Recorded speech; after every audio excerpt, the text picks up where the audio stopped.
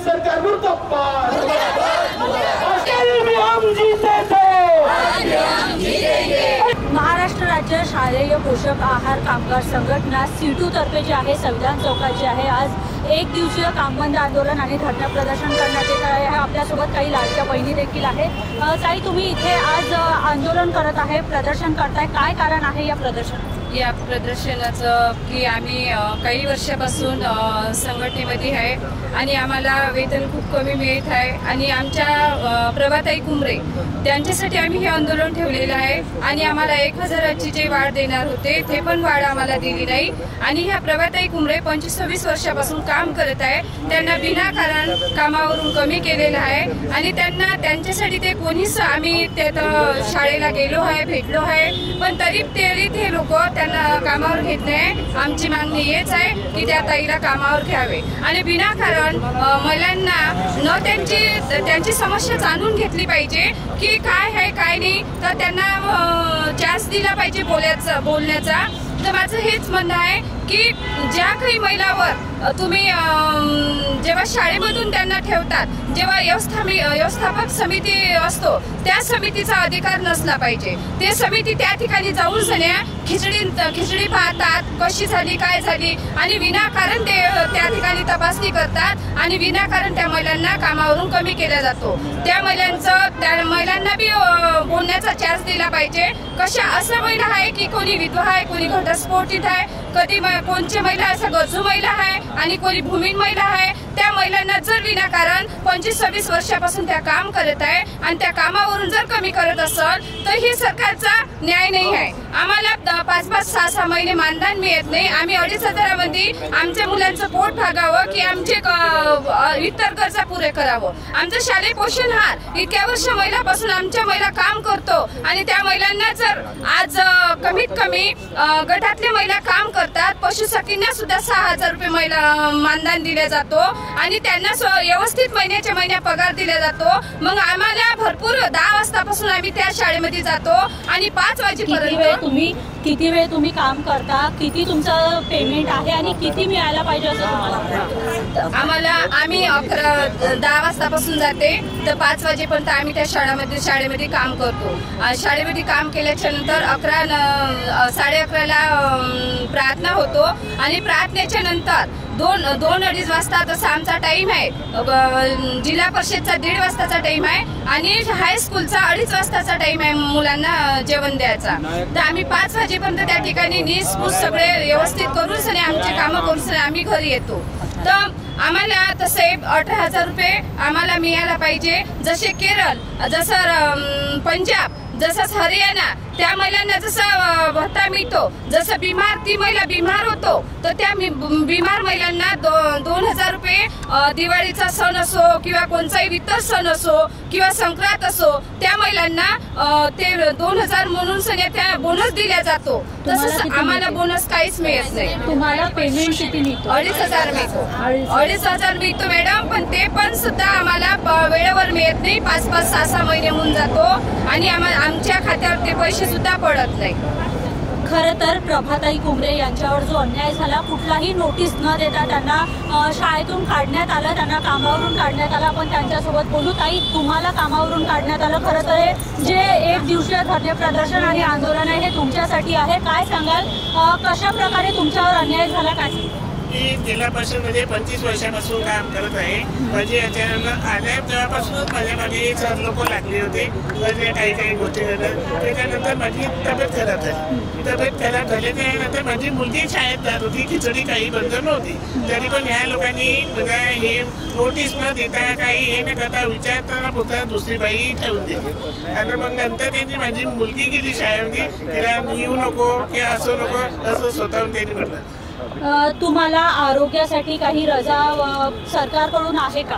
नाही, पण खिचडी बंद नव्हती, माझी मुलगी करत होती, खिचडी बंद नव्हती। त्यांनी पण स्वतः विचारलं पण नाही की मी दुसरी बाई ठेवत आहे काय काही ठेवत आहे. नोटीस पण दिले नाही, पण दिले म्हणून मला सांगितलं ह्या लोकांनी त्या नोटीस दिले, मला नोटीस पण आली नाही. नक्कीच.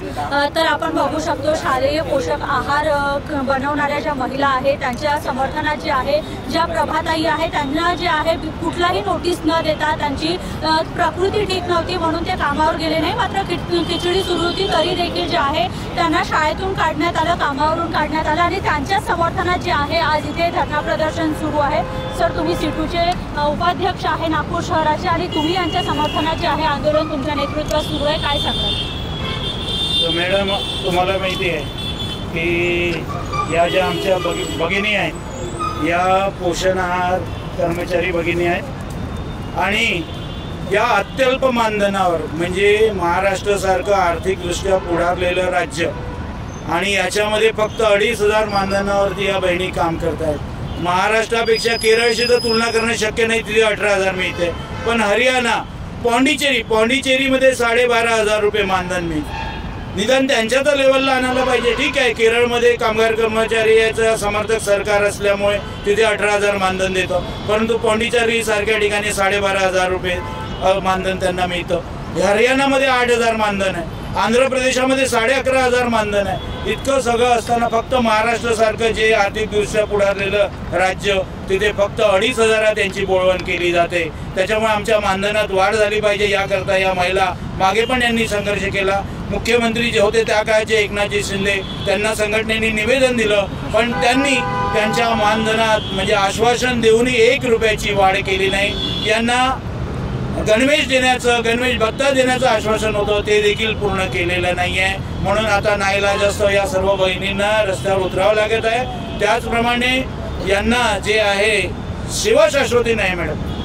म्हणजे जसं आता तुम्ही पाहिलं असेल यांचा इंटरव्ह्यू घेतला कुमरे भगिनीचा, 25-25, 22-22 वर्ष काम केल्यानंतर त्यांना केव्हाही घरी बसवण्यात येतं. म्हणजे त्यांच्या मनात आल्यावर तर त्यांना शिवशाश्वती मिळाली पाहिजे हा देखील आमच्या संघटनेचा प्रमुख म्हणजे ही मागणी आहे. सर, आपण बघितलं की कुमरे ताईला जे आहे काढण्यात आलेलं आहे कामावरून आणि कारण जे आहे त्यांचं आरोग्य होतं. आरोग्याच्या देखील रजा नाही आहे, काम बंद नव्हतं, खिचडी सुरू होती, मात्र आरोग्याच्या सुद्धा रजा या बहिणींना दिल्या जात नाही. काय सांगाल यावर तुम्ही? नाही, म्हणून आमच्या ज्या आरोग्यविषयक म्हणजे मेडिकल सुविधा पण यांना सुट्या असल्या पाहिजे, जसे शालेय म्हणजे शिक्षकांना असतात शाळेमध्ये त्याचप्रमाणे यांना देखील, कारण आजारी माणूस आहे शेवटी आजारी पडणारच, तर त्यांना देखील त्याची म्हणजे वैद्यकीय रजा यांना मिळाल्या पाहिजे. 12 CL मिळाल्या पाहिजे आणि 15 वैद्यकीय रजा मिळाल्या पाहिजे. ही देखील आमच्या संघटनेची मागणी राहील आणि भविष्यामध्ये निश्चितच आम्ही या आपल्या मागण्या पूर्ण केल्याशिवाय आम्ही स्वस्थ बसणार नाही आणि त्याच्याकरता तीव्र महाराष्ट्रभर लढा उभारू. आणि हा आता प्राथमिक स्तरावर पहिला लढा आहे यांचा, पहिल्यांदा या रस्त्यावर उतरत आहे, परंतु आता संघटन मजबूत करून या सरकारला आम्ही निश्चितच आमच्या मागण्या पूर्ण करायला बाध्य करणार. नक्कीच. तर महाराष्ट्र सरकार सध्या लाडक्या बहिणींना जे आहे 1,500 रुपये मानधन देत आहे, त्यांना 1,500 रुपये भत्ता देतो आहे आणि मार्च महिन्यानंतर तो 2,100 केला जाणार आहे. मात्र या देखील सरकारच्या लाडक्या बहिणी आहे ज्या स्वतः काम करत आहे, दिवसभर 6 तास 8 तास काम करत आहे आणि त्यांना जे आहे तुटपुंज मानधन दिलं जाते आणि त्याच्याच विरोधात जे आहे आंदोलन सुरू आहे. सर, काय सांगाल, ज्या घरी बसलेल्या सरकारच्या बहिणी आहे त्यांना 2,100 रुपये मिळणार आहे, मात्र ज्या या दिवसभर राबत आहे, एवढं काम करत आहे आणि त्यांना 2,500 रुपये मानधन आहे, काय सांगा? सरकारची नीती मॅडम इतकी उलटी आहे की जे काम करत आहेत त्यांना पैसा देत नाही आणि जे काम नाही करत आहे त्यांना फुकट वाटतं आहे. म्हणजे या ठिकाणी केवळ मताचं राजकारण केलं जाते आहे असं मला म्हणायचं आहे. 2,500 रुपयात आतापर्यंत तुम्हाला इंटरव्ह्यू दिला की 2,500 रुपयामध्ये काय होतं आहे. म्हणजे अन्य राज्याच्या तुलना करताना मिळणारं मानधन, याला मानधन हा शब्द आहे, आम्ही याला वेतनामध्ये कन्वर्ट करावं आमची इच्छा आहे. कारण मानधन आणि मानधनावर असलेली सेवा शाश्वती ही 0 असते. हा एक घटक झाला. दुसरा घटक, शासन प्रत्येक वेळेस एक शासनादेश काढते शालेय पोषण आहाराच्या बाबत आणि त्या शालेय पोषण आहाराच्या शासनादेशामध्ये अशा अटी टाकलेल्या असतात अन्न शिजवण्याच्या आणि त्या अटींची पूर्तता करावी या 2,500 रुपये कमावणाऱ्या आमच्या बहिणींनी.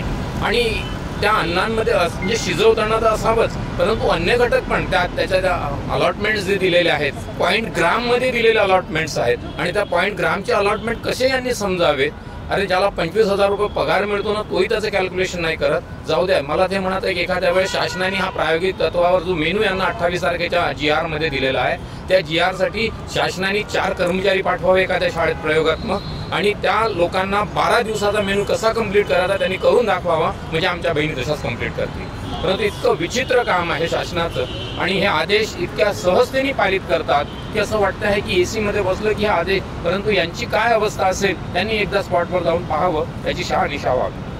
नक्कीच. तर आपण बघितलं की शालेय पोषक आहार कर्मचारी जे आहे हे इथे एक दिवसीय धरणे प्रदर्शन करत आहे, एक दिवसीय कामबंद आंदोलन करत आहे. फक्त 2,500 रुपये जे आहे यांना मानधन दिलं जातं, आणि हे वेतनमध्ये कन्वर्ट व्हावं अशी यांची मागणी आहे. यांना वैद्यकीय रजा मिळाव्या. जसं आपण बघितलं की या ताईला जे आहे वैद्यकीय ज्या अडचणी होत्या त्याच्यामुळे त्यांनी रजा घेतलेली होती, आणि त्या कारणासाठी जे आहे यांना कामावरून काढण्यात आलेलं आहे. तर या ज्या गोष्टी आहे, या ज्या यांच्या मागण्या आहेत त्या शासनाने पूर्ण कराव्यात अशी या महिलांची, बहिणींची विनंती आहे सरकारला. VKB न्यूजसाठी स्वीटी कांद्रेकर, नागपूर.